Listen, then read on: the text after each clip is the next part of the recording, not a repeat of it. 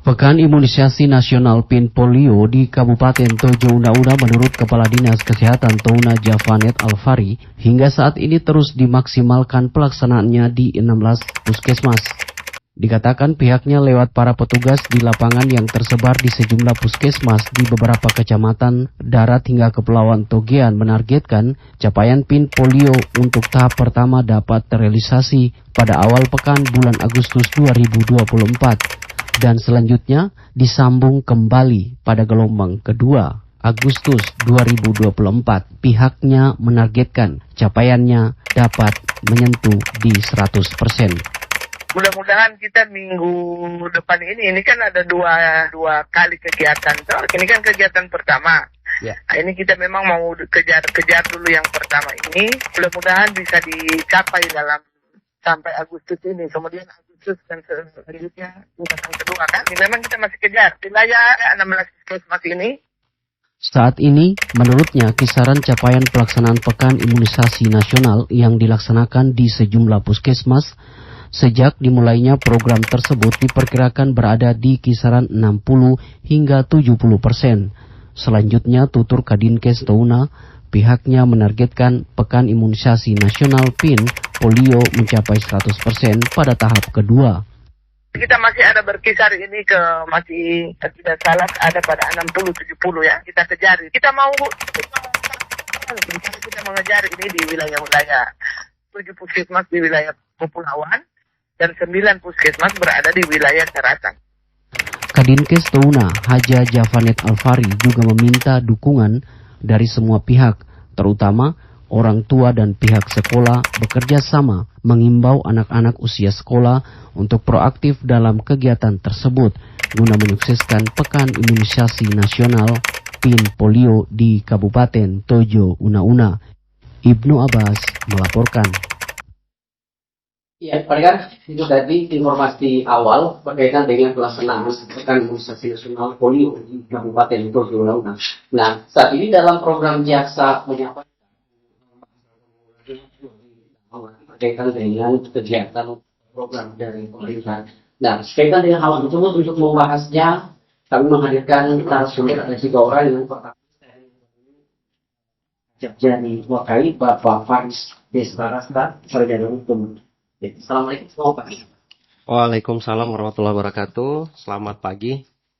Dan kemudian di samping kiri beliau ada Bapak Muhammad Rifai SKM.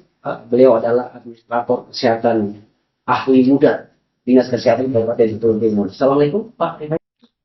Waalaikumsalam warahmatullahi wabarakatuh. Iya. Dan untuk menguatkan informasi dalam program nasional Pekan Imunisasi Nasional Polio, hadir juga salah satu dai kondang kita. Ya. Beliau cukup banyak identitas yang berada di pundak beliau sebagai tokoh agama muda yang juga sering warawiri di RRI Ampana. Beliau juga sekretaris Komisi Fatwa TNI Touna di Kementerian Agama Kabupaten Tojo Una-Una. Assalamualaikum Ustaz Muhammad Hamdi. Waalaikumsalam warahmatullahi wabarakatuh. Hati-hati kami ini nanti masalah yang lain. Pendengar, Anda yang ingin bergabung juga kami silakan jika ada hal-hal yang ingin ditanyakan berkaitan dengan program ini. Yang pertama saya ke Pak Kacapjari Tojo, Pak Kacapjari Wakai. Pak, ini berkaitan dengan topik kita dan berkaitan dengan program nasional polio. Kita ingin tahu Pak, jika cara mata atau program ini seperti apa Pak? Baik, terima kasih. Yang saya hormati rekan dari Dinas Kesehatan, Pak Rifai, Pak Ustadz Hamdi, dan seluruh pendengar RRI Ampana yang saya cintai. Sedikit informasi sebelum kita masuk. Ini adalah program rutinitas kami, Kejaksaan Negeri Tojo, utamanya di cabang Kejaksaan Negeri Wakai, adalah program Jaksa Menyapa. Nah, memang sengaja kami ambil topik ini karena bertepatan dengan momentum pelaksanaan vaksin polio di mana kemarin sudah selesai dengan tahap 1, ini interval menuju ke tahap 2. Makanya kami pada kesempatan ini mengambil tema kesehatan anak terjamin melalui kesadaran hukum dan tanggung jawab agama menuju Indonesia Emas 2045. Jadi kita selaraskan dengan program pemerintah pusat dalam hal ini yang sudah digaungkan oleh Presiden Republik Indonesia, kemudian lebih khusus lagi ke program pemerintah daerah. Jadi Jaksa Menyapa ini hadir di masyarakat semata-mata mendukung, di samping untuk pelaksanaan program Kejaksaan Republik Indonesia itu sendiri sebagai untuk mengedukasi masyarakat. Kita juga hadir Kejaksaan Negeri Tojo Una-Una dan cabang Kejaksaan Negeri Tojo Una-Una di Wakai hadir di masyarakat untuk memberikan edukasi seperti apa pentingnya vaksin untuk masyarakat ini. Jadi merujuk pada sebenarnya vaksin ini secara luas itu sudah ada sebelumnya dalam pembukaan Undang-Undang Dasar 1945. Itu ditegaskan tersirat di alinea keempat. Di situ disebutkan melindungi segenap bangsa Indonesia, seluruh tumpah darah Indonesia, memajukan kesejahteraan umum, mencerdaskan kehidupan bangsa. Itu sudah gambaran umum bagaimana bangsa atau negara ini melindungi masyarakat. Punya kewajiban. Jadi kita hadir sebagai pemerintah, Kejaksaan hadir sebagai pemerintah, kemudian Dinas Kesehatan, Kementerian Agama sama-sama mendorong pelaksanaan vaksin ini. Dan ini juga sudah ada dalam turunannya dalam Undang-Undang Nomor 17 Tahun 2023 tentang kesehatan. Di situ secara tegas menjelaskan bahwa pelayanan kesehatan di pasal 1 ayat 3 itu pelayanan kesehatan adalah segala bentuk kegiatan atau serangkaian kegiatan pelayanan yang diberikan secara langsung kepada perseorangan atau masyarakat untuk memelihara dan meningkatkan derajat kesehatan masyarakat dalam bentuk promotif, preventif, kuratif, rehabilitatif, dan atau paliatif. Dan mungkin secara teknis itu teman-teman dari Dinas Kesehatan tahu betul pelaksanaan di lapangan seperti apa. Mungkin itu. Ya. Sementara itu yang dijelaskan oleh Pak Jari di Wakai, ya, Pak Jari Wakai ya. Dan ini merupakan payung hukum yang harus diketahui oleh publik bahwa Pekan Imunisasi Nasional ini punya landasan undang-undang yang kuat. Dan berkaitan dengan teknis, di sini hadir Pak Rifai, ya, Pak Muhammad Rifai. Beliau adalah administrator kesehatan Limuda di Dinas Kesehatan Kabupaten Tojo Una. Secara teknis, Pak Rifai mungkin bisa dijelaskan sejauh mana pelaksanaan PIN polio nasional di Kabupaten Tojo Una ini. Baik, terima kasih. Kegiatan PIN polio dilaksanakan di Kabupaten Tojo Una sebenarnya sudah serentak ya seluruh Indonesia, itu dibagi dalam 2 tahap. Tahap 1 itu dilaksanakan di 6 provinsi di wilayah Papua. Kemudian tahap 2 27 provinsi di seluruh wilayah selain Papua.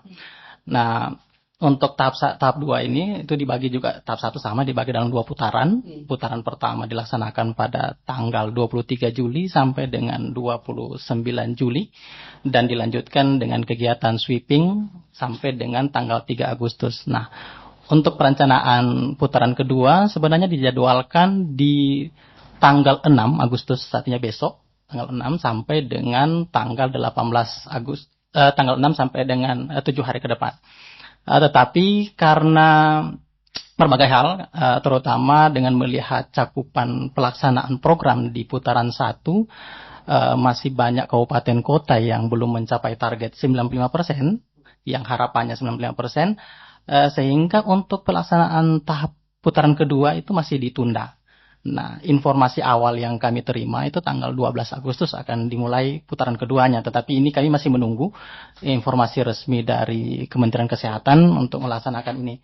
Tetapi informasi awal demikian. Nah, dasarnya tadi cakupannya masih banyak yang belum, sehingga kami masih mempush untuk melaksanakan kegiatan sweeping. untuk memenuhi target tadi 95%. Karena saat ini kami masih di posisi 77,1%. Oke, baik, itu dari Pak berkaitan dengan teknis pelaksanaan dan kita kabupaten kita 77,1%, artinya masih membutuhkan lagi kegiatan-kegiatan tambahan yang bisa mencapai 100% di putaran yang kedua atau tahap kedua. Baik, saya ke Ustadz Hamdi. Ustadz, bagaimana Islam memandang program dari pemerintah? Karena beberapa waktu yang lalu ada hal-hal yang sedikit membuat masyarakat di Indonesia khawatir dengan pelaksanaan PIN polio. Bagaimana Islam memandang hal ini? Baik, bismillah. Alhamdulillah wassalatu wassalamu ala Rasulillah wa ala alihi wa sahbihi wa man walah amma ba'd. Pertama, kalau kita kaji agama Islam, kita akan dapati bahwa agama ini memperhatikan kesehatan anak itu. Sangat perhatian terhadap kesehatan anak bahkan sebelum anak itu lahir. Masih dalam janin anak itu sudah dijaga hak-haknya, dijaga kesehatannya. Allah Subhanahu wa taala misalnya berfirman dalam Al-Qur'an, ya, dalam surat At-Talaq ayat 6. Ya, kata Allah Subhanahu wa taala, "Wa in kunna ulati hamlin." Apabila istri-istri. Ini pertama ya. Agama itu anjurkan, perintahkan agar setiap ibu yang melahirkan itu menyusui anaknya.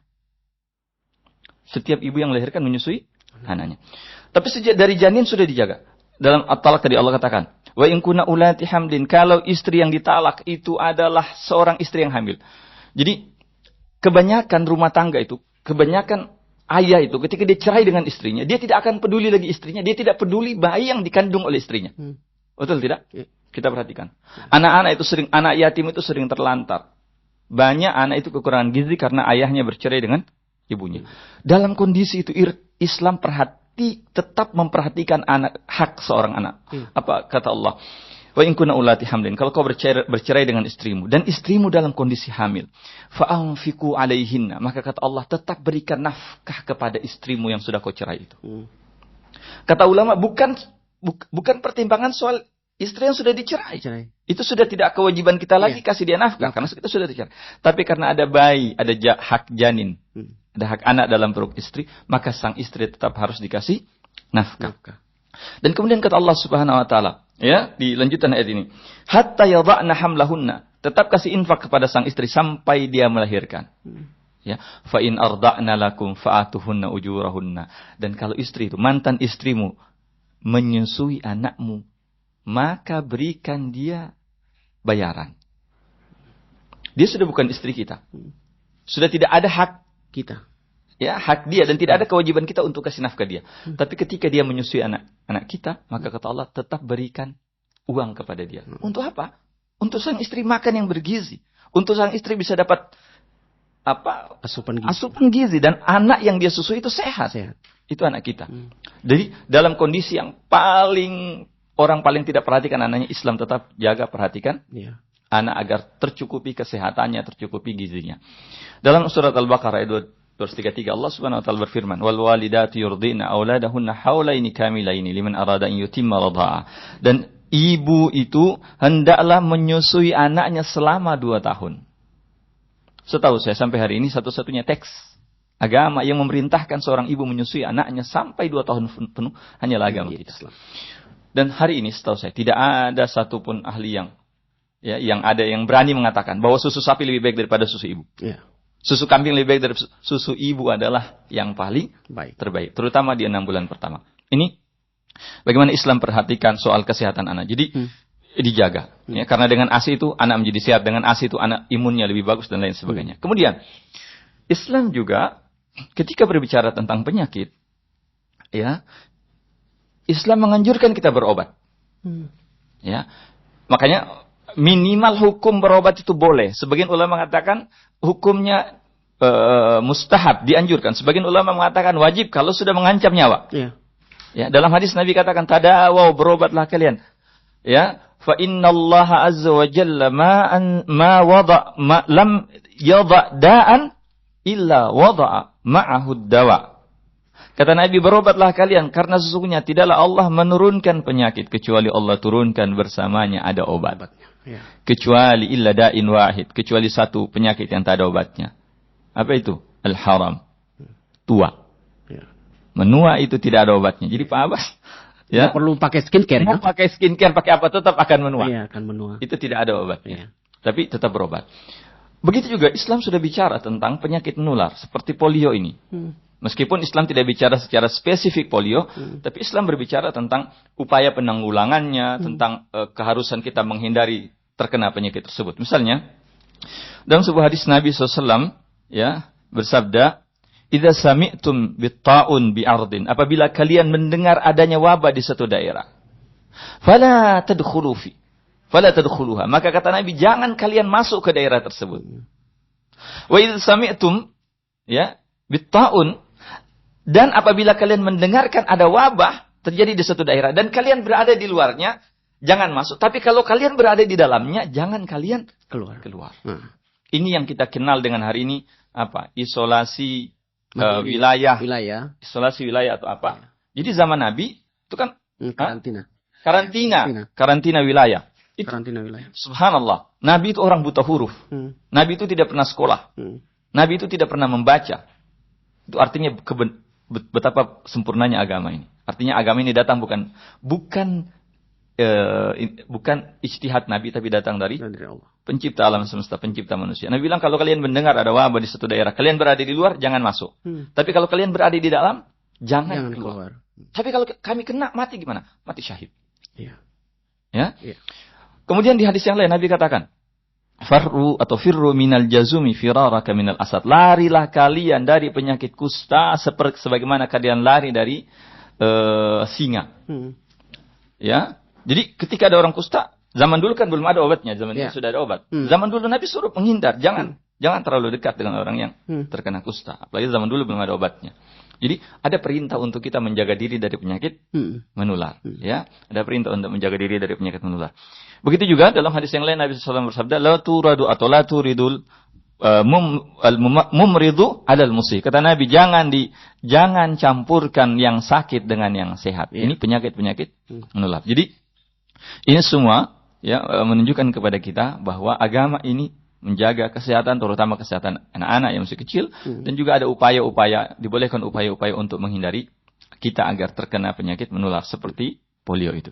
Ya, ini dari sisi agama. Oke, baik. Dan pendengar, sekali lagi saya mengundang partisipasi Anda berkaitan dengan topik kita pada pagi hari ini. Nah, tadi sudah dijelaskan oleh Ustadz Hamdi dari sisi atau dari pandangan agama, dan bahwa betapa agama kita, agama Islam juga menganjurkan hal yang sama. Tidak hanya, dan ini menjadi rujukan dari pemerintah untuk membuat satu regulasi, membuat satu undang-undang bahwa kesehatan itu menjadi tugas pemerintah dan masyarakat tentu juga harus berpartisipasi. Nah baik, Pak Kacap Jari, kalau kita lihat bahwa tadi disampaikan oleh Pak Rifai, ini kita baru berada di 77,1% ya capaian kita di tahap pertama. Nah kalau untuk dari sisi hukum Pak Kacap Jari, kita tahu bahwa Bapak kesehariannya berada di wilayah kepulauan. Tentu kita tahu sendiri psikologis atau topografi yang ada di wilayah kepulauan tentu ada kendala. Nah, bagaimana Bapak mensosialisasikan ini atau memberikan pandangan, mengedukasi masyarakat berkaitan dengan polio ini harus kita sukseskan dari kacamata hukum? Baik, terima kasih. Merujuk dari apa yang sudah disampaikan tadi, pada hari ini memang momentum yang sangat tepat. Sengaja kami menggandeng teman-teman dari Dinas Kesehatan, dari Kementerian Agama, untuk lebih menimbulkan rasa percaya dari masyarakat itu bahwa memang landasan hukum baik dari segi regulasi yang sudah ada ini sangat menjamin pelaksanaan vaksin ini dilaksanakan utamanya di kepulauan. Cuman memang karena memang rentang kendali kepulauan ini yang agak sulit diakses, sehingganya kami mudah-mudahan lewat RRI Ampana ini masyarakat yang ada di pulau-pulau yang sulit mengakses informasi bisa mendengarkan langsung informasi ini dari RRI Ampana, bahwa dalam hal ini memang pemerintah itu menjamin. Jadi pemerintah daerah itu bertanggung jawab untuk memberikan imunisasi lengkap kepada setiap bayi dan anak. Dan itu ada dalam pasal 44 ayat 1 Undang-Undang nomor 17 tahun 2003 tentang kesehatan. Sehingganya dalam hal ini Kejaksaan Negeri Tojo Una-Una, cabang Kejaksaan Negeri Tojo Una-Una di Wakai memang berkomitmen penuh. Kami mendukung penuh pelaksanaan vaksin ini, utamanya program pemerintah daerah dan pemerintah pusat, sehingganya target yang sudah disampaikan oleh Kepala Dinas Kesehatan dan teman-teman bisa tercapai di tahap 2 ini. Tahap kedua. Jadi kami mengharapkan melalui Jaksa Menyapa ini masyarakat lebih antusias untuk datang ke pusat-pusat kesehatan, ke puskesmas untuk mensukseskan pelaksanaan imunisasi nasional utamanya polio ini. Ya, untuk program-program edukasi di sana sendiri Pak, seperti kejaksaan mengunjungi warga secara face to face untuk menyampaikan, ada tidak program-program itu yang dilaksanakan untuk mengedukasi masyarakat secara langsung? Ada. Di kejaksaan itu sendiri ada berbagai kegiatan yang memang sudah menjadi program di kita. Ada penyuluhan hukum, ini juga termasuk Jaksa Menyapa, Ada Jaksa Masuk Sekolah. Jaksa Masuk Sekolah JMS. Itu dia JMS itu yang langsung terjun ke sekolah-sekolah. Jadi Jaksa Masuk Sekolah ini informasi yang kami bawa ke sana juga tidak hanya berfokus pada satu informasi. Jadi dia sifatnya global. Semua yang menjadi isu terkini, semua yang menjadi yang menjadi pertanyaan besar di masyarakat kita bahas masuk dalam penyuluhan hukum. Kemudian untuk tataran anak sekolah kita ada Jaksa Masuk Sekolah. Itu juga dibekali ya? Ya, itu juga kita masuk ke sana untuk sebagai sosialisasi dan bahan edukasi kepada masyarakat. Dan tidak hanya menyangkut soal hukum, tetapi seperti yang disampaikan tadi banyak aspek yang harus dibahas oleh jaksa agar masyarakat kita paham dengan hukum dan tidak terjerat menjauhi dengan kasus-kasus yang berlawanan dengan hukum. Pak Rifai, sebagai teknis di lapangan, kalau kita melihat antara kepulauan dengan dengan darat ini praktis sangat jauh perbedaannya dalam capaian. Kalau untuk wilayah kepulauan sendiri, Pak Rifai, ini sudah seberapa jauh persentase pelaksanaan polio di 9 kecamatan 9 kecamatan yang ada di Kepulauan Togean? Oke, baik. Untuk sekarang ini memang karena kita terbagi 2 wilayah, wilayah darat dan wilayah kepulauan, ada 9 kecamatan di wilayah daratan, 9 puskesmas di wilayah daratan dan 7 puskesmas di wilayah kepulauan. Memang punya tantangan tersendiri dari sisi aksesibilitas, kondisi geografis di sana kita ketahui terpisah-pisah. Nah, ini juga menjadi tantangan tersendiri untuk di wilayah kepulauan. Ini juga sesuai dengan data cakupan yang teman-teman laksanakan di lapangan. Di wilayah kepulauan itu yang paling rendah di wilayah Walia Kepulauan. Di sana ada 2 puskesmas, Puskesmas Dolong dan Puskesmas Popoli, yang sampai saat ini per 3 Agustus kemarinnya kami kumpul datanya. Untuk Puskesmas Dolong baru di 45,6% dan Puskesmas Popoli baru di 37,3%. Ini memang masih jauh dari yang kita harapkan. Sama Wakai juga masih 73,2%. Nah, kenapa ini menjadi perhatian? Harapannya di putaran 1 ini bisa di atas 95%, karena pembentukan imun itu, pembentukan kekebalan aktif itu dia maksimal atau dia optimal apabila diberikan 2 kali. Nah, kalau di putaran 1 saja ini hanya 77,1%, artinya yang peluang yang mendapatkan vaksin 2 kali itu 77% juga. Ya, jadi kalau kita dapat 95%, berarti ada peluang yang mendapatkan 95%. Nah, sampai dengan saat ini baru 77. Nah, untuk pembentukan herd immunity atau kekebalan komunitas itu tidak cukup. Nah, kekebalan komunitas itu paling minimal 80% anak mendapatkan imunisasi dengan 2 dosis. Yang putaran 1 dan putaran kedua. Nah, ini juga sangat memprihatinkan ya. Kalau harapan kita semoga dalam kurun waktu beberapa hari ini sampai paling tidak untuk masuk putaran kedua di tanggal 12, harapannya bisa di atas 95%. agar kekebalan tadi herd immunity bisa terbentuk. Karena saya sedikit sampaikan bahwa polio ini sangat mengancam. Karena polio itu tidak ada obatnya. Ya, tidak ada obatnya, hanya bisa dicegah dengan imunisasi. Ya, untuk pengobatan polio hanya untuk simptomatik saja, artinya sesuai dengan gejala saja. Diberikan obat antibiotik karena biasanya virus itu berbawaan dengan bakteri. Kemudian diberikan obat nyeri karena biasanya itu orang yang terpapar itu bisa nyeri otot, nyeri sendi, nyeri perut dan sebagainya. Nah, untuk pengobatannya tidak ada sampai dengan saat ini. Makanya pilihan satu-satunya untuk pencegahan terhadap polio ini hanya satu, hanya vaksinasi dengan pembentukan imun tubuh. Tadi memang itu tantangan kita, Pak. Tantangan kita wilayah kepulauan itu terpisah-pisah. Pada saat teman-teman melaksanakan pelayanan, ada yang tidak berada di tempat. Kemudian ada beberapa orang tua yang masih enggan anaknya diberikan imunisasi karena ketakutan misalnya, takut bahwa imunisasi itu berdampak buruk bagi anak. Kemudian dari sisi mungkin ada pemahaman yang dari sisi agama mungkin ya, mereka paham bahwa imunisasi ini berasal dari kandungan yang tidak halal untuk di sisi agama seperti itu. Sehingga itu juga menjadi kendala-kendala. Sehingga kami bersyukur sekali momen ini sebenarnya momen yang bagus. Semoga masyarakat bisa melihat kegiatan ini. Harapannya tadi apa yang menjadi kendala mungkin bisa disampaikan di momen ini. Demikian. Ya.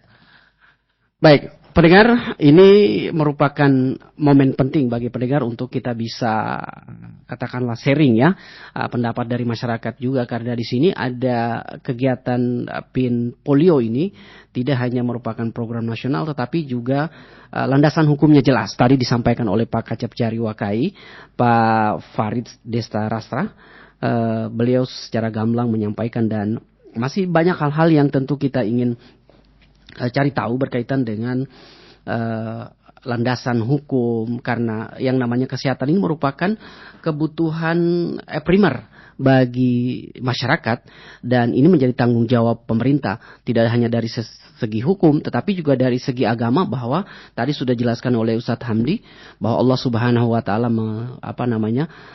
memberikan berfirman terkait dengan bagaimana kita manusia tetap memperhatikan yang namanya kesehatan, termasuk tadi yang dijelaskan oleh Ustadz. Nah, Pak Rifai, kalau kita melihat cakupan Bapak adalah ada 6 kecamatan di Wakai. Bagaimana jaksa kalau kita melihat tadi disampaikan bahwa dengan melihat kondisi topografi kepulauan sangat sulit. Nah, bagaimana program dari sosialisasi tentang hukum di wilayah Bapak supaya masyarakat itu bisa mendapat layanan hukum dari kejaksaan?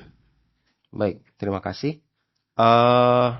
Dalam setiap tahun itu memang kami dari cabang Kejaksaan Negeri Tojo Una-Una sendiri memang ada program untuk penyuluhan hukum ke desa-desa, utamanya desa-desa yang sekiranya menurut kami ada peluang-peluang untuk adanya perbuatan-perbuatan yang melanggar hukum, utamanya.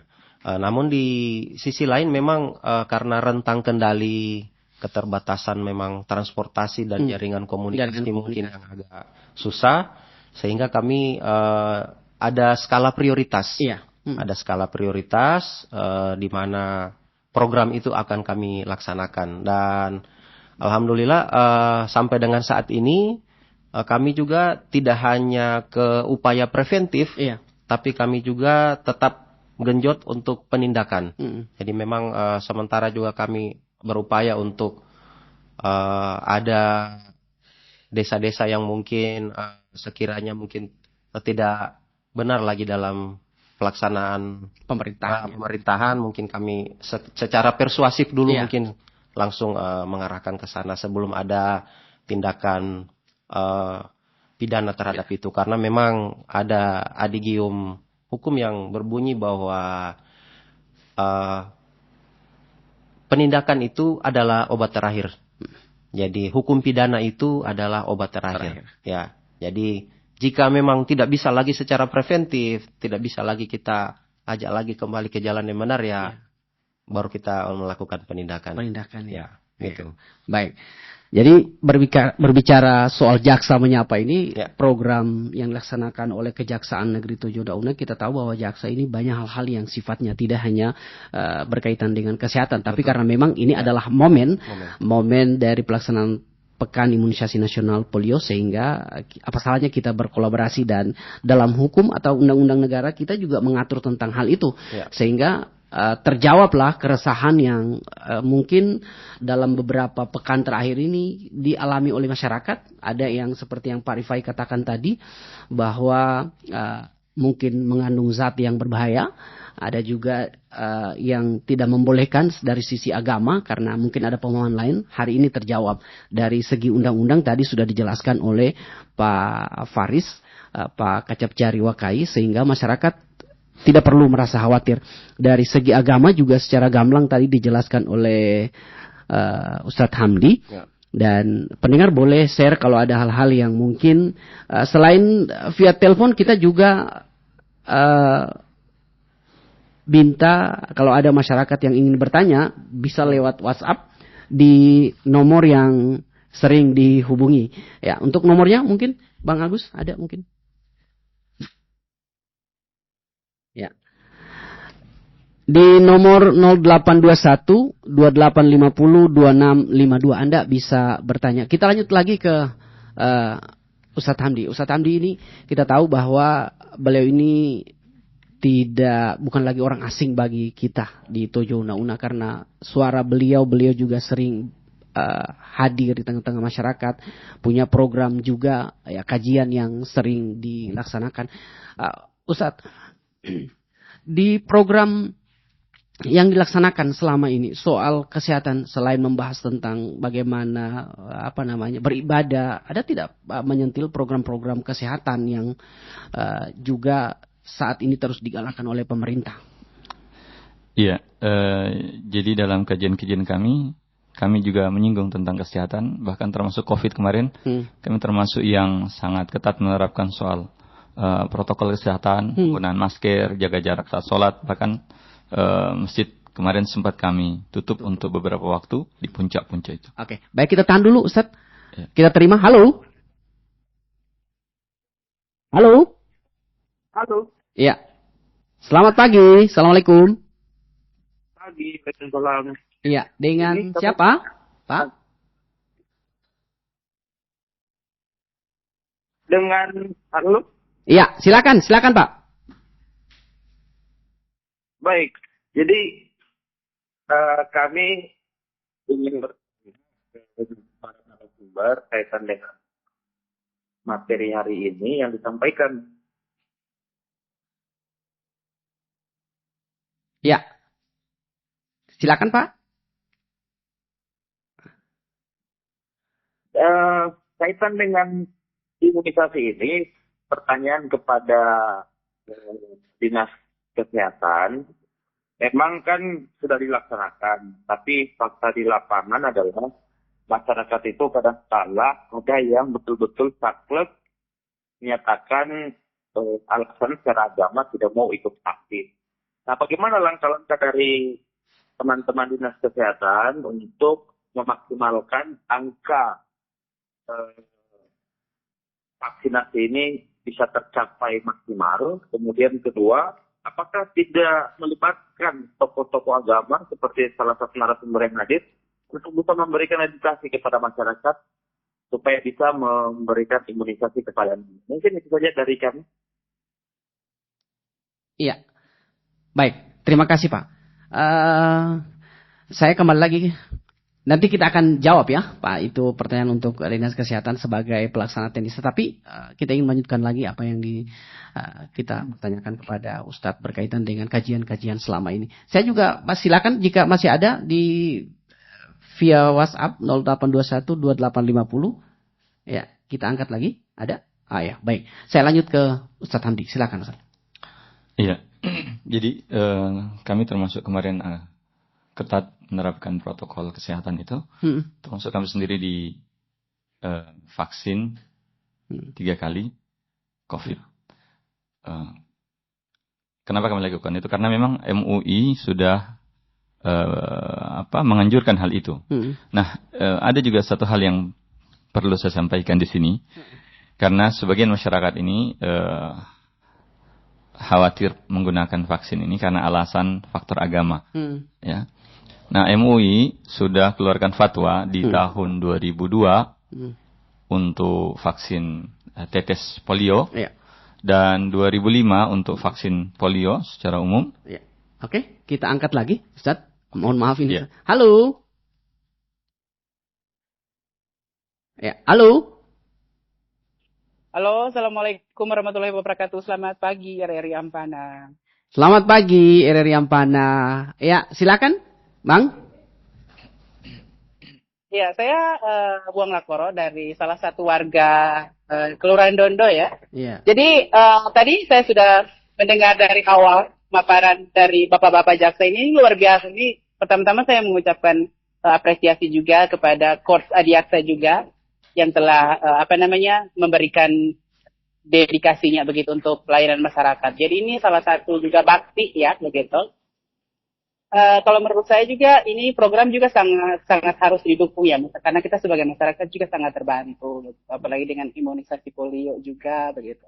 Cuma mungkin sedikit Pak yang saya ingin sampaikan mungkin sedikit agak pendekatan dengan masyarakat itu ada sedikit humanis ya, karena jujur ya di lapangan kalau menurut saya kayaknya mestinya antara masyarakat dan pegawai kejaksaan itu kayaknya masih ada sekat begitu. Jadi masih ada ada jarak begitu. Kita juga, saya pribadi agak sedikit insecure begitu.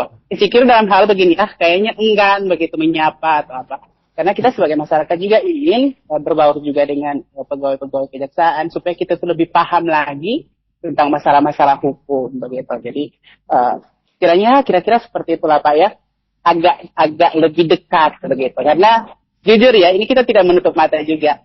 Kayaknya kita antara pegawai kejaksaan dan kita sebagai masyarakat itu kayaknya ada jarak begitu yang terbentang begitu. Jadi kedepannya lagi mungkin dengan salah satu program bakti kepada masyarakat ini mungkin akan mendekatkan kita lagi begitu ya. Jadi kita tidak agak-agak takut begitu untuk berdekatan, karena saya yakin dan percaya bapak-bapak ini juga mau berbaur dengan kita, cuman kita mungkin sebagai masyarakat agak insecure sedikit Pak ya, kira-kira seperti itu.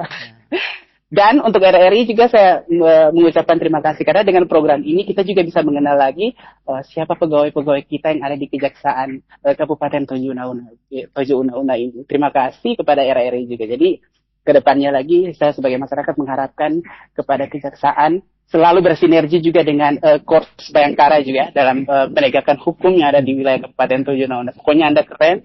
Anda luar biasa. Terima kasih Bung Ende, Ibnu Abbas. Assalamualaikum warahmatullahi wabarakatuh. Waalaikumsalam warahmatullahi wabarakatuh. Ini salah satu tokoh masyarakat, tokoh pemuda yang ya bisa dibilang sangat kritis. Apapun kegiatan yang kami selenggarakan, beliau selalu ini ada dua. Ya. Tapi sebelum Ustadz, mohon maaf ya, kami terus memotong perjalanan di pembicaraan. Silakan Ustadz. Ya. Iya, jadi kita kembali bicara tentang vaksin ini. MUI sendiri sudah mengeluarkan fatwa berkaitan dengan vaksin polio. Secara umum vaksin IPV itu di fatwa nomor 16 tahun 2005 dan fatwa tahun 2004 tahun 2002. Jadi ada dua fatwa tentang polio ini, 2002 dan 2004, serta fatwa tentang imunisasi secara umum, fatwa di tahun 2016 kalau saya tidak salah, itu tentang dibolehkannya vaksin polio. Ya, dibolehkannya vaksin polio. Jadi fatwa 2002, kemudian 2005 dan 2016. Ya. Jadi boleh ya para ulama di MUI di pusat sudah mengeluarkan fatwa tentang kebolehannya. Meskipun dengan beberapa ketentuan-ketentuan. Ya, di antaranya bahwa vaksin itu hukumnya boleh. Kemudian yang kedua, meminta pemerintah agar menyediakan vaksin yang halal, halal supaya tidak terjadi polemik di masyarakat. Jadi ini kembali ke Dinkes ya, sebagai pelaksana teknis ya. Teknisnya di Dinkes. Jadi MUI berharap vaksin itu adalah vaksin yang halal supaya masyarakat tidak lagi ragu-ragu.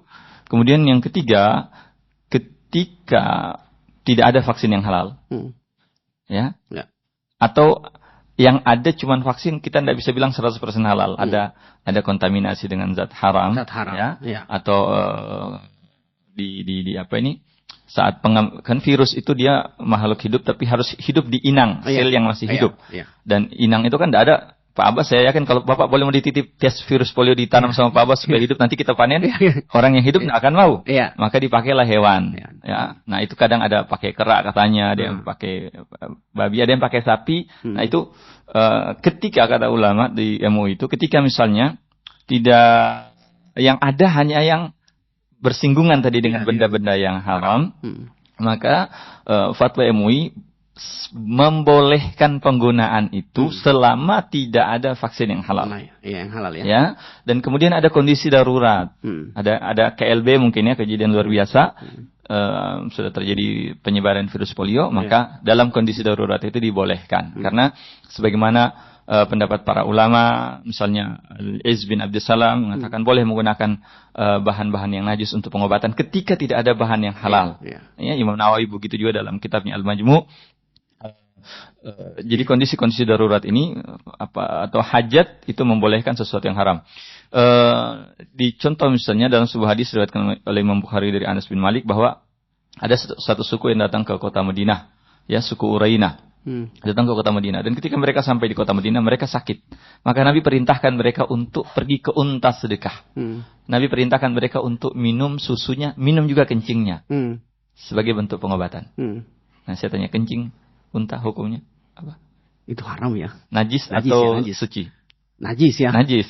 Ya. Tapi ketika kondisi sakit Nabi perintahkan mereka untuk minum. Dalam tanda kutip tidak ada lagi yang lain. Dalam tanda kutip tidak ada yang lain. Jadi ketika ada yang lain maka harus pakai yang suci tadi. Ini tadi makanya kembali lagi ke Dinas Kesehatan, di MUI sendiri rekomendasikan, usulkan untuk menggunakan vaksin yang betul-betul 100% halal, ya. Dan tapi tadi dalam kondisi darurat tidak ada vaksin yang lain, kemudian kecuali itu, maka dibolehkan. MUI membolehkan. Kalau ada vaksin yang halal, ngapain yang lain? Ya, seperti itu. Dan jangan sampai hal ini dipelintir lagi ya di luar. Ya, kita lagi yang jadi, ini lagi yang jadi persoalan. Baik, terima kasih Ustadz. Saya ke Pak Kajab Jari. Pak Kajab Jari, ini berkaitan dengan dasar hukum apabila menolak vaksin. Nah, ini lagi masalah. Kalau saya tidak mau, emang siapa? Ya, begitu kan? Begitu bahasanya. Dasar hukum apabila menolak vaksin untuk penanggulangan wabah. Ya, apakah ada sanksi? Ya, bagi yang menolak vaksin. Baik. Pertanyaan yang bagus ya. Ini sesuai dengan Permenkes 12 tahun 2017 tentang penyelenggaraan vaksin, itu ada di pasal 33. Pasal 33 di sini ada, jika ada satu kelompok yang menghalang-halangi dapat dilakukannya vaksin ini, jadi dia akan diberlakukan sanksi sesuai ketentuan perundang-undangan yang berlaku. Nah, ketentuan perundang-undangan ini nanti akan beririsan nanti dengan Undang-Undang Nomor 23 Tahun 2002 tentang Perlindungan Anak. Itu di situ ada di pasal 30. Pasal 30 ini berbunyi orang tua yang melalaikan kewajibannya dalam hal ini tidak mengasuh, tidak memelihara, tidak mendidik dan tidak melindungi anak, tidak menumbuh kembangkan anak sesuai dengan kemampuan bakat dan minatnya dan mencegah terjadinya perkawinan pada usia anak-anak, dapat dilakukan tindakan pengawasan atau kuasa asuh orang tua dapat dicabut. Nah, ini hal yang menarik buat kita ketahui bersama bahwa memang di undang-undang itu dijelaskan bahwa ada hak-hak yang kita dapatkan selaku warga negara. Dalam Undang-Undang 17 2023 itu sangat tegas dijelaskan bahwa pada pasal 3 itu ada 8 poin. Jadi penyelenggaraan kesehatan, tujuan dari penyelenggaraan kesehatan meningkatkan perilaku hidup sehat, meningkatkan akses dan mutu pelayanan kesehatan, meningkatkan pengelolaan sumber daya manusia yang efektif dan efisien, memenuhi kebutuhan masyarakat dan pelayanan kesehatan, meningkatkan ketahanan kesehatan, kemudian ada mewujudkan pengembangan dan pemanfaatan teknologi, dan yang paling menarik itu ada di poin H, memberikan perlindungan dan kepastian hukum bagi pasien, sumber daya manusia, kesehatan dan masyarakat. Jadi secara gambaran umum dari undang-undang ini bahwa pemerintah itu sudah menjamin. Menjamin. Jadi hak yang didapatkan oleh warga negara, kemudian kewajibannya seperti apa itu sudah dijamin oleh undang-undang. Sehingga wajib bagi masyarakat. Wajib bagi kita. Karena memang dari sebelum-sebelumnya pemerintah memang sudah memikirkan ini. Iya. Jadi apa program yang akan diterapkan di masyarakat, sehingganya apa yang sudah menjadi program yang sudah dijalankan ini sudah barang tentu sisi positifnya lebih banyak. Lebih banyak ya.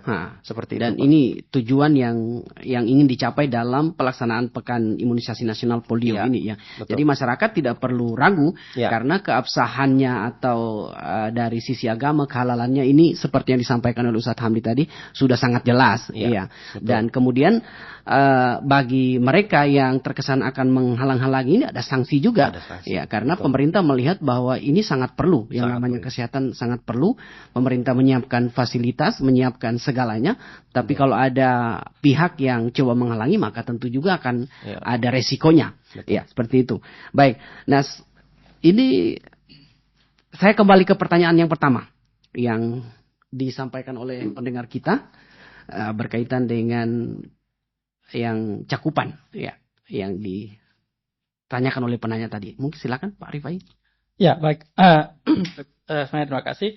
Yang saya tangkap ada bagaimana cara pemerintah daerah Kabupaten Tojo untuk memaksimalkan cakupan pelayanan yang memang sampai saat ini yang belum mencapai target. Itu yang pertama. Yang kedua terkait pelibatan tokoh, terutama tokoh agama dalam hal peningkatan cakupan dan edukasi tentang agama terkait masalah PIN polio. Nah, untuk meningkatkan cakupan memang kami melakukan beberapa tahapan-tahapan.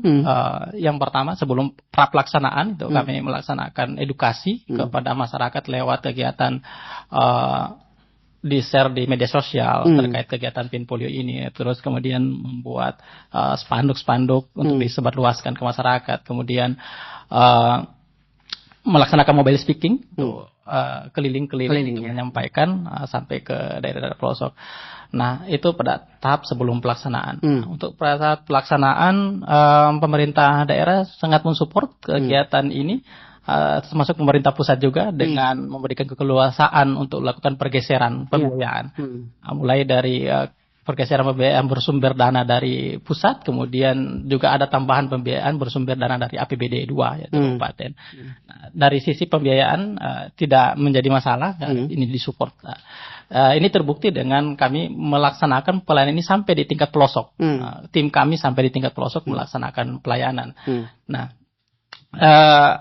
dan sampai saat ini juga kami masih berupaya terus untuk meningkatkan cakupan dengan metode sweeping lewat door to door, kemudian pelaksanaan kembali ke sekolah yang tidak sempat dilaksanakan pada saat awal putaran pertama. Itu sampai dengan hari ini kami belum putus untuk melakukan peningkatan upaya capaian program.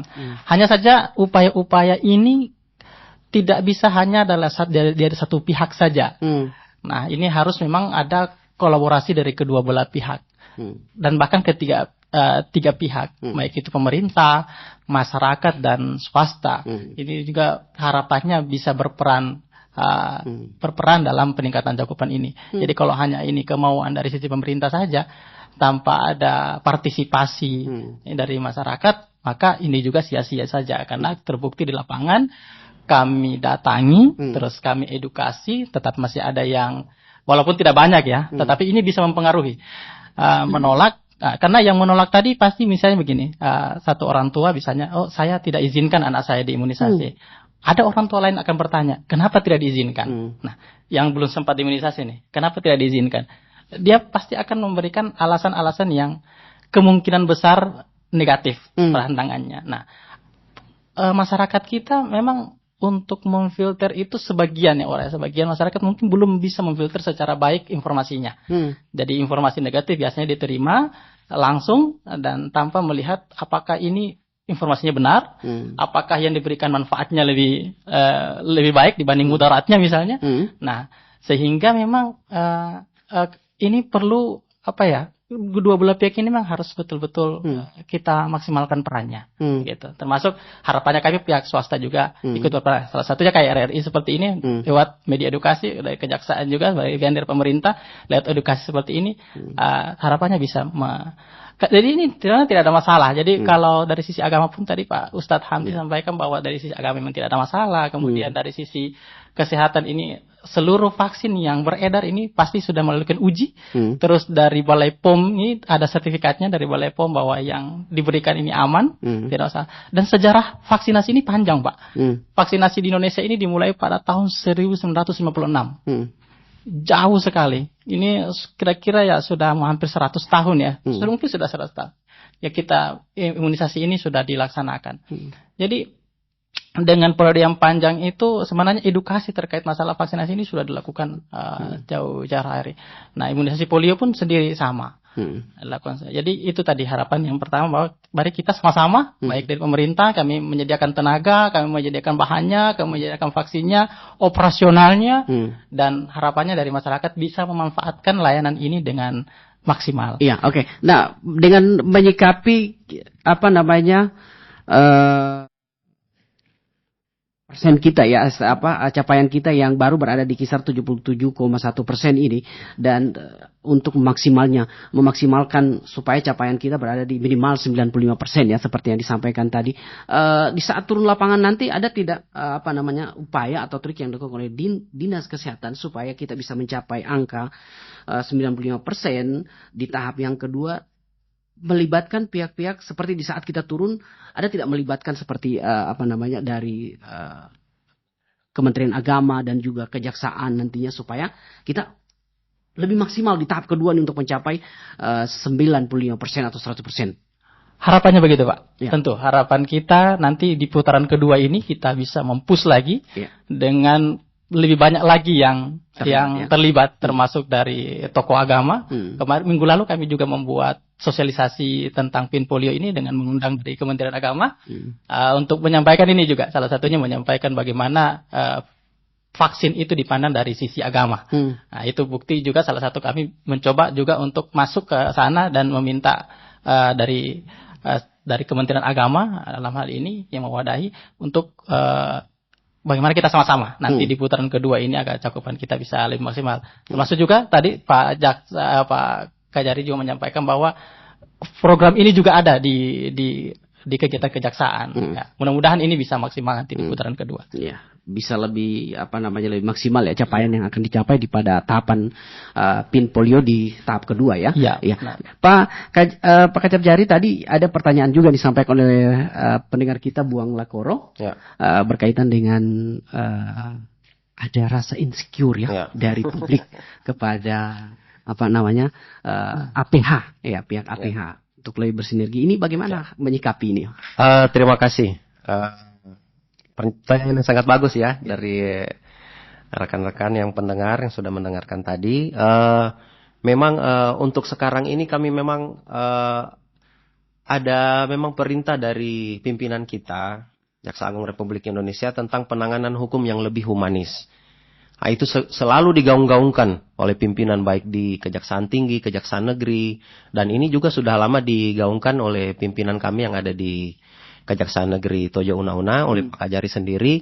Di dalam berbagai kesempatan, dalam berbagai media, beliau selalu menggaungkan penanganan hukum yang lebih humanis. Dan kami Kejaksaan Negeri Tojo Una-Una, cabang Kejaksaan Negeri Tojo Una-Una yang diwakili itu membuka pintu selebar-lebarnya, Pak Abbas. Jadi ada masyarakat yang ingin meminta konsultasi hukum, ingin berkonsultasi mengenai penanganan perkara, pintu kantor kami selalu terbuka lebar. Asal jam kantor saja datang, kita akan layani. Jangan malu-malu. Ini adalah salah satu upaya kami untuk menghilangkan image. Atau tadi yang sudah disampaikan oleh Bang Lakoro tadi, agak insecure datang ke kantor ya. Padahal kami sudah berbagai macam program yang kami sudah melalui Jaksa Menyapa, melalui JMS, penyuluhan hukum. Bahkan ada program yang memang menjadi perhatian dari pimpinan kami di pusat. Ada program namanya Restoratif Justice. Restoratif Justice ini jadi RJ. Pengembalian kepada keadaan semula. Jadi bagaimana perkara ini tidak sampai ke meja hijau. Jadi damai. Jadi memang itu sudah digaungkan oleh pimpinan kami lewat Peraturan Jaksa Agung nomor 15 tahun 2020. Dan alhamdulillah Kejaksaan Negeri Tojo Una-Una sendiri sudah melakukan RJ Sudah ada produk RJ kita. 2 perkara kemarin yang kita sudah RJ-kan sekaligus oleh Pak Kajari langsung expose dengan Jaksa Agung Muda Tindak Pidana Umum di pusat. Kami juga di cabang sudah ada. Yang dari kepulauan sendiri sudah ada perkara yang kita RJ-kan. Dan alhamdulillah program yang digaungkan oleh Jaksa Agung ini sudah kita laksanakan di sini. Dan masyarakat Tojo Una-Una merespon positif atas apa yang menjadi instrumen hukum kita, yaitu restoratif justice itu sendiri.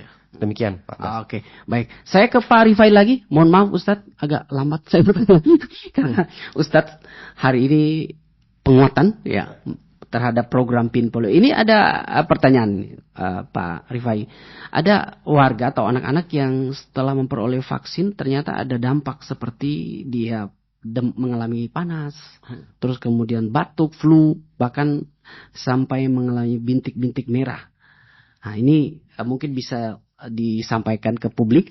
Ya. Baik. Untuk vaksin polio sebenarnya untuk demam pasca pemberian vaksinasi merupakan kondisi normal sebenarnya. Kondisi normal karena ini merupakan reaksi dari vaksin. Nah, sebenarnya di tubuh kita itu merespon vaksin yang masuk, antibodi tadi merespon sehingga ada reaksi dalam berupa demam tadi. Nah, begitu juga misalnya kalau batuk flu sebenarnya itu bukan dari reaksi vaksin itu sendiri sebenarnya, batuk flu dan sebagainya, dan misalnya muncul bercak-bercak merah mungkin alergi dari bahan-bahan tertentu. Jadi memang kalau sebelum vaksinasi sebenarnya itu disampaikan kalau ada riwayat alergi berat misalnya, ada anak riwayat alergi berat, harapannya orang tua bisa menyampaikan itu di awal ke petugas bahwa anak saya pernah dirawat dengan kasus alergi berat misalnya, atau anak saya pernah menderita penyakit A misalnya, itu harapannya nanti disampaikan ke petugas, kami melakukan screening awal bahwa yang mana yang kita pisahkan, mana yang memang bisa langsung diberikan imunisasi pada saat itu, atau ada yang menunggu dulu sampai dengan konfirmasi selanjutnya. Tapi kalau untuk demam sendiri itu tadi seperti itu reaksi normal dari vaksin yang menandakan bahwa vaksin itu bekerja dengan baik sebenarnya. Itu ya. Iya. Sehingga tidak ada persoalan ya. Ya, tidak ada masalah untuk masalah demam tadi. Bahkan gini, demam itu macam indikator, seperti indikator. Kalau dia demam artinya kita bisa tahu bahwa vaksinnya bekerja. Tapi tidak semua demam, tidak semua ada reaksi. Nah, apakah yang tidak bereaksi tidak menimbulkan kekebalan misalnya, atau tidak membentuk kekebalan? Tidak juga. Tetap membentuk kekebalan, tetapi tidak bereaksi pada dia, tapi tetap menimbulkan kekebalan. Tapi malah kita orang tua sampai lebih syukur kalau anaknya demam, karena tadi indikatornya kelihatan bahwa anak demam karena ada bahan yang masuk. Ya, artinya dia bekerja dengan maksimal ya. Nah, Pak, untuk ukuran anak-anak yang mendapat vaksinasi ini apa umur? Ini apakah juga sudah disosialisasikan juga ke publik? Ya. Alhamdulillah sudah disosialisasikan, tapi apakah nanti sudah menjangkau seluruh sampai di tingkat terpelosok, itu mudah-mudahan sudah. Tapi upaya-upaya yang kami lakukan sudah kami lakukan. Tapi harapannya ke depan mungkin masih lebih dijangkau lagi, karena mungkin ada pesan yang belum tersampaikan di sana. Nah, umur berapa yang diberikan imunisasi? Umur 0 sampai dengan sebelum berusia 8 tahun. Berarti 8 tahun kurang 1 hari ya gitu. Ya. Nah, jadi kalau kita menarik sasaran itu mulai kelahiran 24 Juli 2016. Jadi itu sasaran imunisasi. Ya, oke. Baik, saya terima lagi penelpon. Ya, halo. Ya, terputus. Ya, silakan di 0821 2850 2652. Ustadz, saya ke Ustadz. Ya. Ustadz, apa yang mungkin direncanakan ataupun yang akan dilakukan oleh Kementerian Agama dan juga mungkin MUI untuk mendukung program? Ya, kita terima dulu. Halo. Halo. Waalaikumsalam. Terima kasih sudah memberikan kesempatannya ke saya. Ya. Saya dari UE Malingku.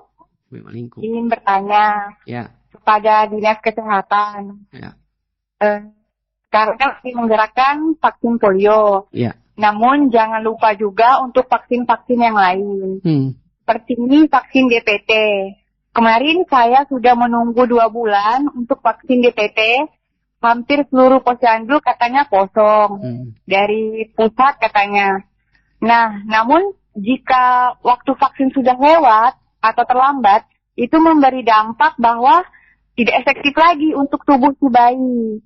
Nah, bagaimana cara pemerintah, terutama Dinas Kesehatan, untuk menguatkan lagi ini vaksin-vaksin yang lain? Pertama, pada vaksin DPT, khususnya untuk daerah Empana.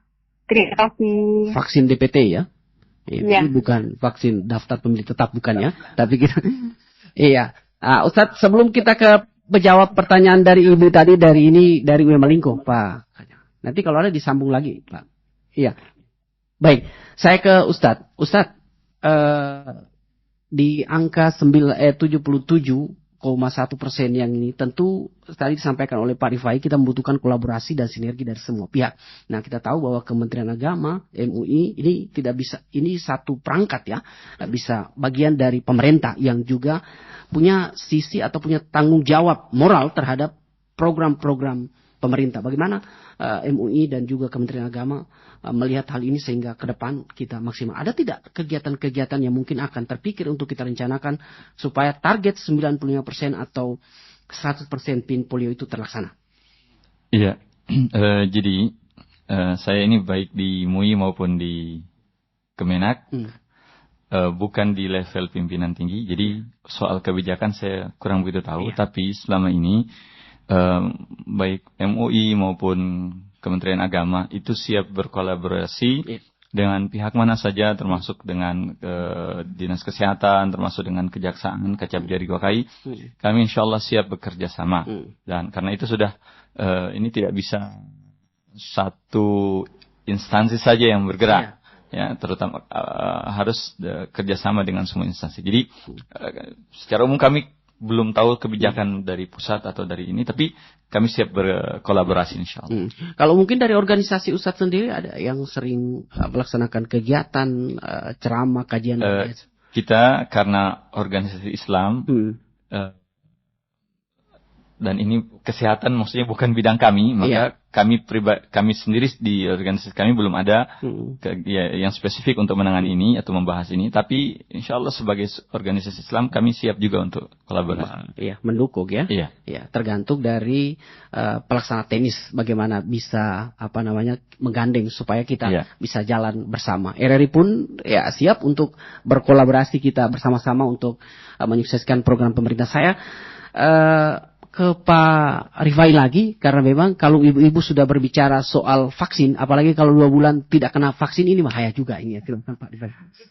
Ya, pertama saya ucapkan terima kasih kepada ibu yang mau respon tadi. Jadi ini sebenarnya kami bersyukur kalau ada yang seperti ini, karena pertama orang tua antusias, artinya anaknya ingin mendapatkan layanan kesehatan, itu yang pertama. Jadi kami sangat bersyukur dengan ada respon seperti ini.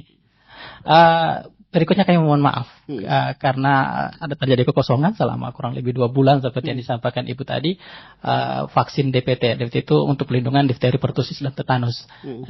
Sebenarnya ada 5 pelindungannya, hemofilus influenza TBB untuk penanganan pneumonia. Nah, vaksin ini kami bicarakan sedikit tentang vaksin. Vaksin ini memang berbeda dengan obat. Kalau obat itu memang pemerintah daerah bisa beli, dan ada uang kita bisa beli, disediakan di perusahaan farmasi, sudah selesai urusannya. Tetapi kalau vaksin ini memang masih sistem distribusi. Jadi vaksin ini disediakan oleh pemerintah pusat, didistribusi ke daerah sesuai dengan jumlah sasaran yang ditetapkan oleh Kementerian Kesehatan dan berdasarkan masukan dari pemerintah daerah. Nah, sampai dengan kemarin ada terjadi kekosongan, memang iya, karena produksi vaksin ini diproduksi oleh Bio Farma, di sana terjadi kekosongan sehingga memang itu tidak terdistribusi ke daerah dengan berbagai. Kami tidak tahu kenapa kekosongan di sana. Mungkin apakah itu tendernya atau apa, kami juga kurang tahu. Tapi yang pasti kami selalu minta untuk disediakan stok vaksin sesuai dengan sasaran dan jumlah bulan yang kami laksanakan. Karena memang kami tidak bisa beli, walaupun uangnya disediakan, tapi kami tidak bisa membeli pemerintah daerah. Ya. Berikutnya, apakah nanti apabila sudah lewat? Tadi saya sempat dengar, kalau sudah lewat, apa tidak efektif? Masih efektif. Jadi pemberian DPT ini sampai lewat 1 tahun masih bisa. Bahkan ada namanya DPT lanjutan. Itu di umur 2 tahun masih bisa diberikan. Nah, kalau sudah dapat DPT 1, itu mestinya dia dapat 3 kali ya. Kalau untuk di bayi sampai berumur 1 tahun mestinya dapat 3 kali DBT 1, 2, dan 3. Dan di berikutnya dilanjutkan. Tapi kalau dia terlambat apakah tidak maksimal? Masih bisa.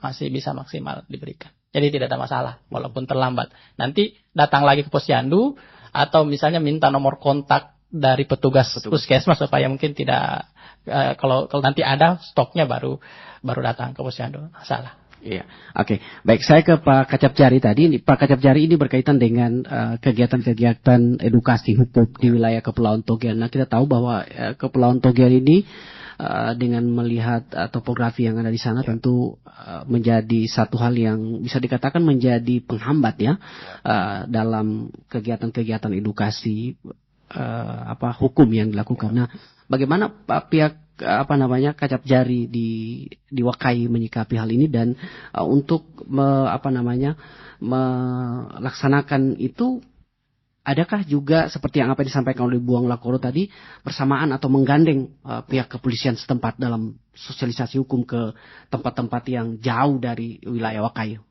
Baik, terima kasih. Cukup menarik apa yang disampaikan oleh Bang Lakoro tadi. Kalau kami dari Kejaksaan Negeri Tojo Una-Una, khususnya di cabang Kejaksaan Negeri Wakai, dalam hal ini kami melihat itu bukan sebagai hambatan bagi pelaksanaan tugas, tapi merupakan satu tantangan tersendiri buat kami. Sehingganya seiring berjalannya waktu itu kami selalu mencarikan solusi dan pemecahannya, seperti apa pelaksanaannya di sana, baik dari segi penyuluhan hukum, dari segi jaksa masuk sekolah, dan alhamdulillah kami di awal tahun kemarin memang sudah melaksanakan jaksa masuk sekolah, dan memang sasaran kami adalah sekolah-sekolah yang kurang mendapat kunjungan, baik dari sosialisasi sebelumnya maupun di program tahun ini. Jadi memang kami menyasar sekolah-sekolah yang memang agak jauh dari pusat kecamatan.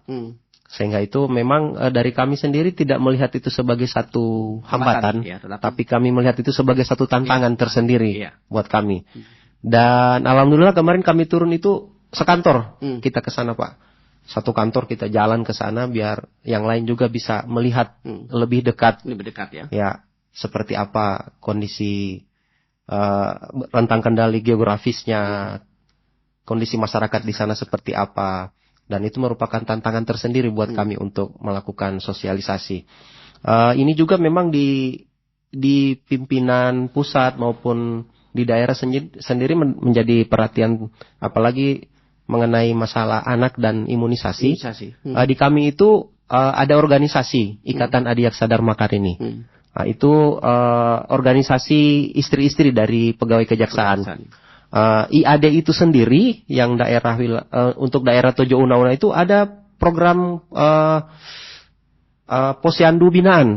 Jadi dari pimpinan kami juga menginstruksikan kepada keluarga besar kejaksaan untuk berpartisipasi aktif, ikut berkolaborasi ya. Untuk berkolaborasi. Misalnya itu salah satu contohnya itu ada posyandu binaan Ikatan Adiaksa Dharma Karini, dan itu rutin tiap bulan. Jadi ibu-ibu dari kejaksaan itu turun juga untuk memantau pelaksanaan imunisasi, pemberian vaksin dan lain sebagainya. Itu menjadi konsen kami juga. Jadi bukan hanya di kejaksaan sendiri, tetapi ada organisasi ibu-ibu dari kejaksaan itu konsen juga dalam hal kesehatan dan tumbuh kembang anak itu sendiri. Satu lagi ini Pak Abbas jadi titipan pimpinan kami.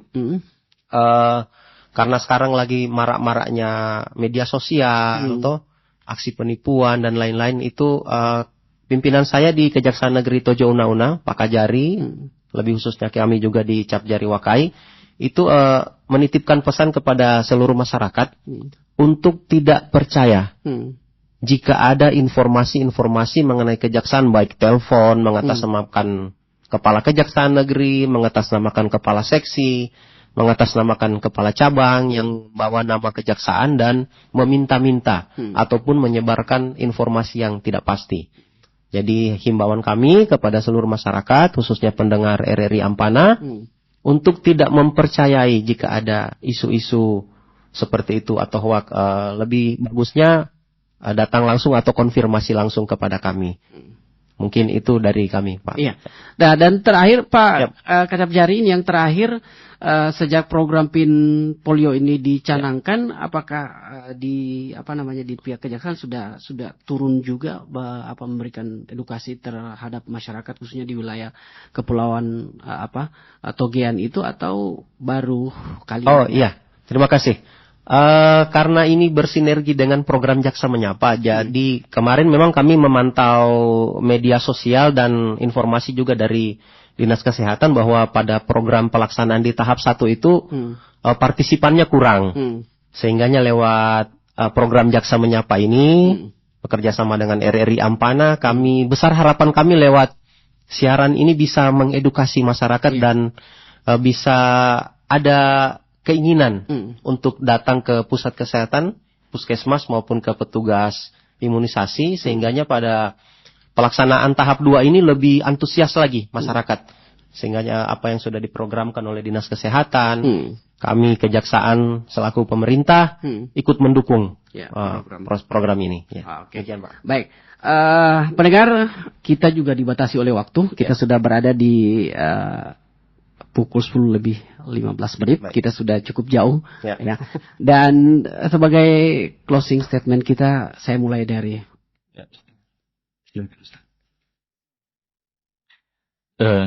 dalam surat Al-Maidah ayat 9 Allah Subhanahu wa taala berfirman, "Waliyakhshal ladzina law taraku min khalfihim dzurriyyatan dhi'afa khafu 'alaihim."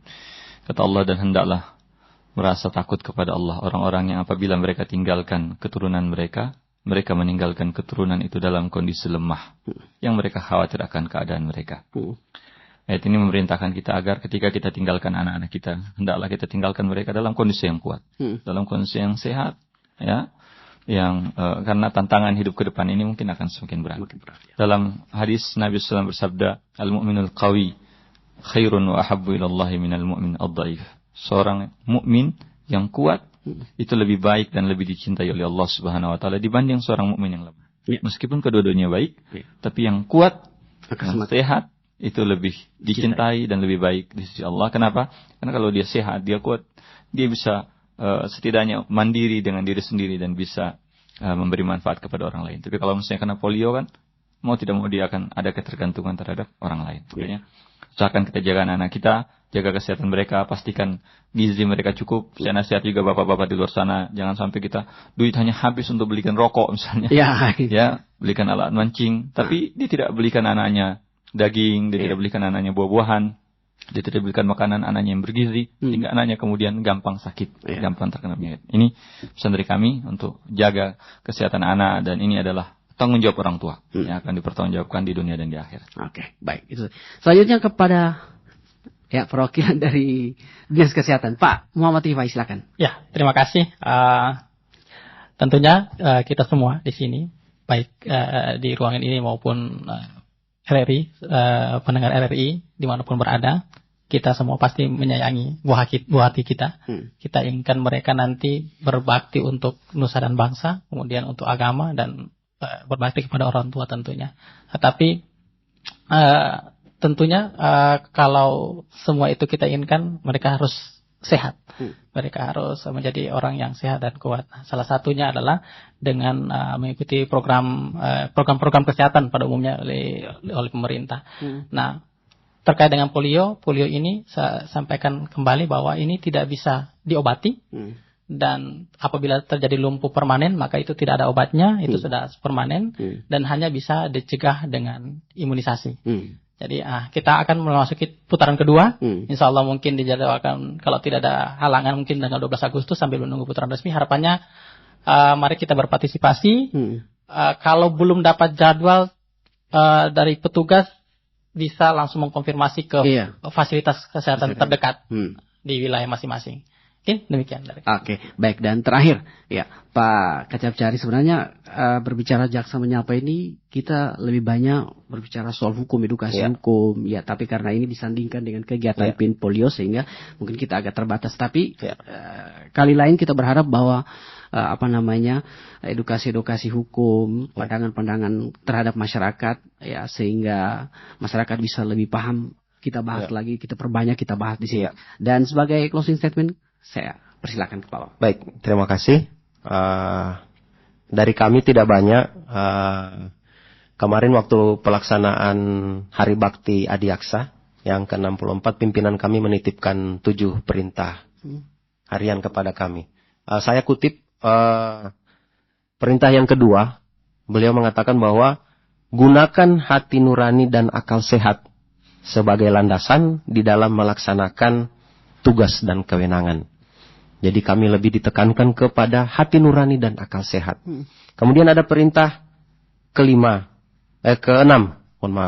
di situ menyebutkan bahwa laksanakan penegakan hukum yang berorientasi pada kesejahteraan masyarakat.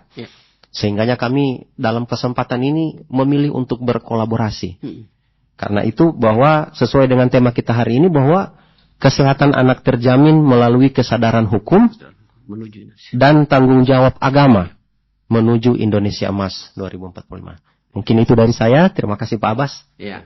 Baik, terima kasih pendengar. Itu tadi dialog kita kurang lebih 1 jam berbicara kan imunisasi nasional, dan ini masuk dalam rangkaian Jaksa Menyapa. Banyak hal-hal yang ingin kita tahu dari pihak kejaksaan terkait soal hukum, dan kalau kita ingin mengambil apa yang disampaikan oleh apa yang menjadi harapan pihak kejaksaan bahwa kenali hukum namun jauhi hukum. Ya. Baik, terima kasih kepada 3 orang narasumber kami. Ustadz, terima kasih atas waktunya. Saya tahu beliau ini ada cukup sibuk ya, jam terbangnya cukup padat ya. Ya, dan kemudian ada Pak Kacap Jari, terima kasih Pak Kacap Jari. Kemudian ada Pak Muhammad Rifai, terima kasih atas waktunya. Assalamualaikum warahmatullahi wabarakatuh dan selamat pagi. Warahmatullahi wabarakatuh.